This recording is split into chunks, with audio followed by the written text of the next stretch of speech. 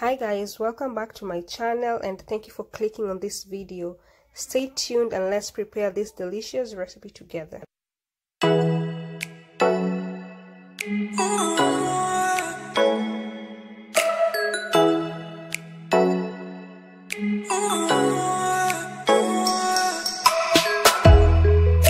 Once again guys, thank you very much for the support. To my new viewers, welcome to my channel, and if you haven't subscribed, please take a second and subscribe. Also, if you like this video, please don't forget to give it a thumbs up and share to your friends. So today I'm preparing stuffed meatballs, one of my favorite meals actually. It is an all-in-one type of food and I'm so excited to share this simple recipe with you. So let's get to it. Our ingredients for the day, as you can already see, are ground beef, chopped cabbage, potatoes, eggs, onions, all spices of your choice, cheese, preferably American cheddar cheese or mozzarella cheese, cilantro, coriander, dania, depending on where you're from, tomato paste. The cilantro, in Swahili known as dania, and the tomato paste are not shown here because they're quite optional, but you'll see me using them towards the end. I haven't really quantified any ingredient. I mean, you can't really go wrong with this depending on how many guests or the number of your family members. You know how much you'll need. So yeah, I used ground ginger, dried chopped onions, ground cilantro, ground coriander, garlic powder, and some salt to taste. So yeah, you'll just eyeball, kupima na macho, as we say in Swahili, depending on how much you prefer. So from this point, you'll mix all your preferred spices to your ground beef. Then after that, you add the chopped cabbage. As you'll notice, I had more cabbage than required. As I mentioned, depending the number of guests that you have, you'll know how much to use to satisfy your guests. So yeah. Well, I thought I should mention that I prefer using my hand just to ensure that I properly mix the ingredients. But if this grosses you out or you're preparing this for your guests, just be sure to use a fork or a spoon.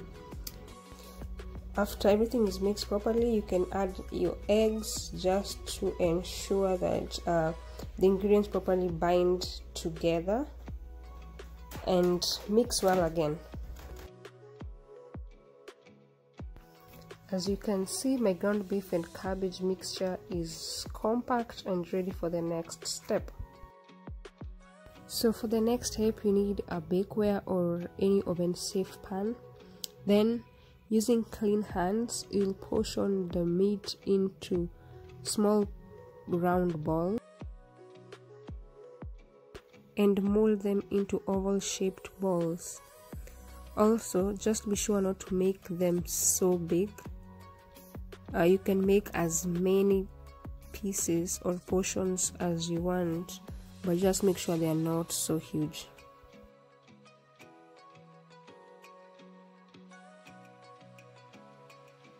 After you've laid all your portions on the pan, just be sure to separate or space them out. Then one by one, create holes in each piece of the balls that you made. Just make sure to take your time. Make sure you don't poke or pop them, but be sure to make them as thin as possible so that you're sure that the meat properly cooks or bakes. Again, I'm sorry if this grosses anyone out. Of course, my hands are clean and I'm making this just for my family. So yeah.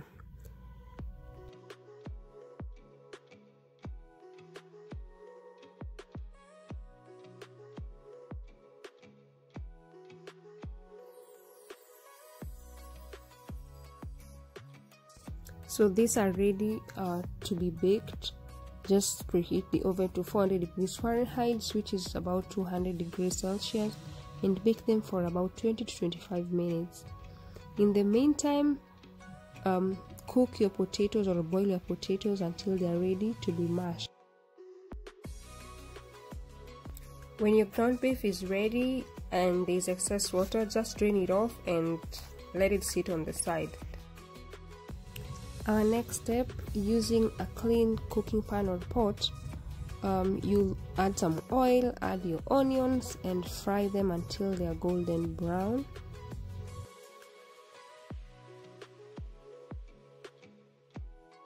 On the side, if your potatoes are ready, as you can see, you'll mash them, ensuring there are no lumps. Meanwhile, the onions are cooking, and if they are ready, as in if they are golden brown, or if you just like them translucent, that's okay. Add them to your potatoes or potatoes depending on where you're from, and mix well.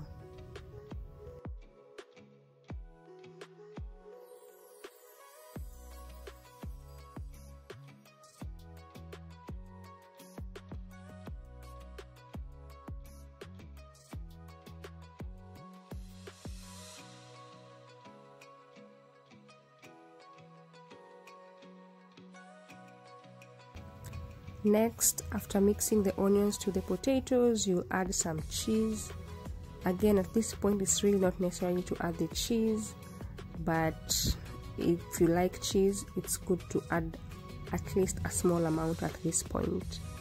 And keep mixing until everything sinks in properly. The next step, you'll add some cilantro or dania, or some people call it coriander.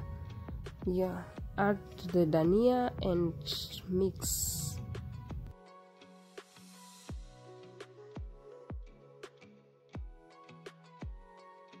So after mixing the potatoes, the mashed potatoes to the onions and the cilantro, you'll portion them the same exact way you did to the ground beef and mold them into like round or oval shaped balls. Then one by one, you'll stuff the ground beef with the potatoes, as you can see on the video, ensuring the hollow or the holes you made are properly stuffed with the potatoes. Whatever scale you use is fine. So just make sure the potatoes are in equal numbers or in equal portion to the ground beef. So this step will work as our last step if you want, which is sprinkling the stuffed beef with cheese. Again, depending on how much cheese you prefer and also the kind of cheese that is available or the kind of cheese that you prefer. I used cheddar cheese. You can use whatever you prefer.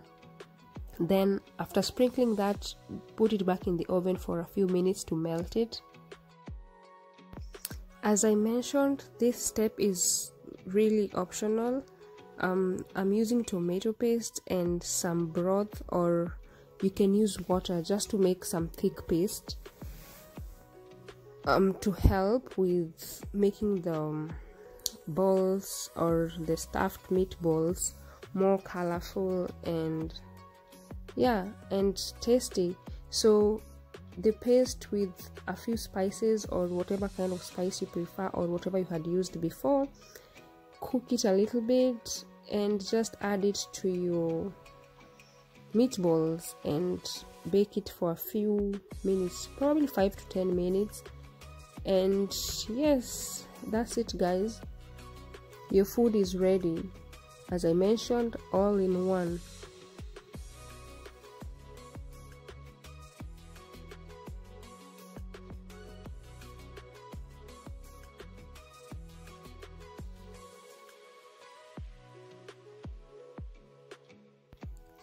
You can have this with a side of kachumbari or a salad of your choice, or you can just have it as it is and enjoy it. So that's it for today guys. If you like this video, please don't forget to give it a thumbs up, comment down below and share this video to your friends and family. Until next time, thank you so much for watching. Bye.